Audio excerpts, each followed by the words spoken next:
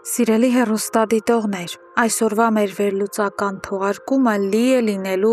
ճշմարտության բացահայտման, դառը զղջման և հոգեբանական ծանր հարվածների տեսարաններով։ Սերիալում ի վերջո գալիս է հատուցման պահը, երբ ստերը փուլ են գալիս, իսկ ճակատագրական սխալներն անդառնալի հետևանքներ են ունենում։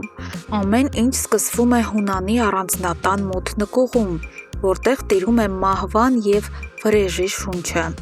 Հունանը իջնում է նկուղ իր ոխերիմ թշնամու Արտյոմի վրա հոգեբանական կործանարար ճնշում գործադրելու նպատակով։ Նա նայում է Արտյոմի աչքերին և հնչեցնում ամենադաժան դատավճիռը։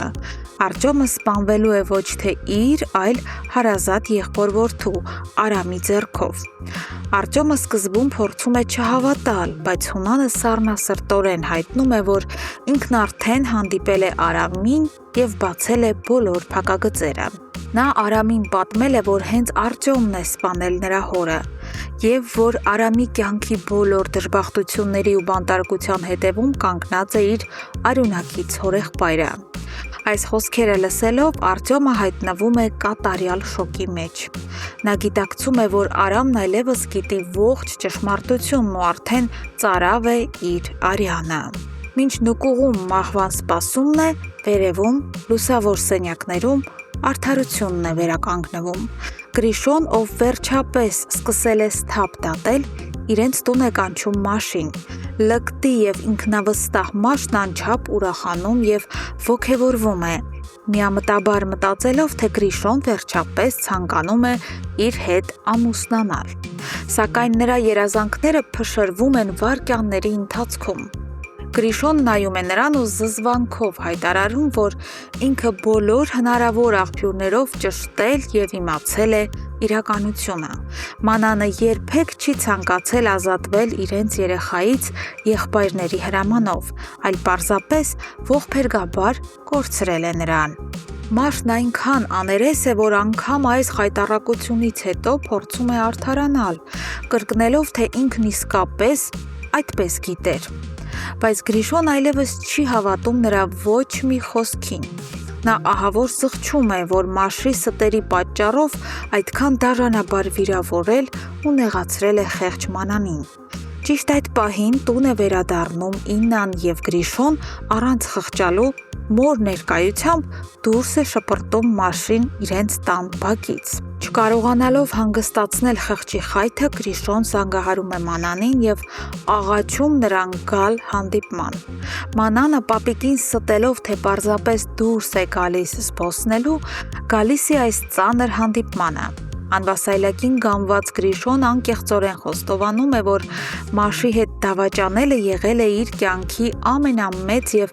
ամենակործանարար սխալը, բայց Մանանի պատասխանը սառն է ու հստակ։ Նա ասում է, որ երբեք չի կարողանա ներել այդ քայլը, ընդ որում ոչ միայն բուն դավաճանության փաստի համար, այլև դրա սարսափելի հետևանքի՝ Մաշի հղիության պատճառով։ Գրիշոն ցավով նայելով նրան հարցնում է. արդյոք Մանանը երես է թեքում իրենից այս անօգնական, անվասայլակին գամված կարգավիճակի պատճառով։ Չէ՞ որ առանց Մանանի իր համար անասելի ծանր է լինելու պայքարելն ու ապաքինվելը։ Մանանի աչքերը լցվում են արցունքներով։ Նա անկեղծորեն պատասխանում է, որ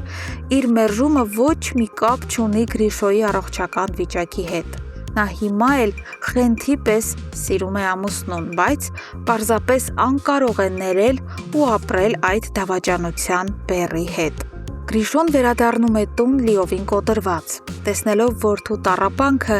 Իննան ցավով նկատում է Հունանին, որ իրենց ընտանիքում կրկին կատարյալ քաոս է տիրում, քանի որ իրենց զավակները խորապես դժբախտ են։ Սակայն այս համատարած մռայլության մեջ լույսի մի շող է նշմարվում Լեոյի և Լեայի հարաբերություններում։ Լեոն, գիտակցելով իր սխալը, կանչում է Լեային հանդիպման։ Նա անկեղծորեն խոստովանում է, որ չէր ցանկանում այն օրն այդքան կոպտել նրան, որ իր փոխարեն պարզապես ցավն ու վիրավորանքն էին խոսում, և որ ինքը դեռ անսահման սիրում է նրան։ Լեան, լսելով այս բաղձալի խոսքերը, հուզված պատասխանում է, որ ինքն էլ միշտ սիրել է, սիրում է ու մինչև իր կյանքի վերջը կսիրի նրան։ Երիտասարդները ջերմորեն գրկախառնվում են և վերջապես հաշտվում, ապացուցելով, որ իրական սերն ուժեղ է ամեն տեսակ թշնամանքից։ Իսկ դուք ինչ եք կարծում, հարգելի հետևորդներ,